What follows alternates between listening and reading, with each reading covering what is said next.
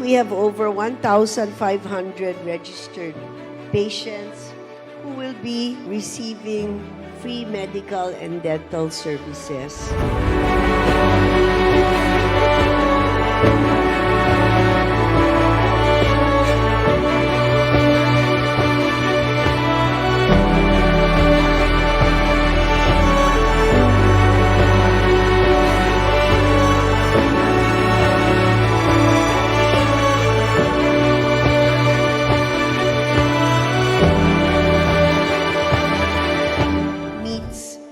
We always remind ourselves that this is just an extension of what my husband always says, which is, lagi po nating mahalin ang Pilipinas, lagi po nating mahalin ang Pilipino.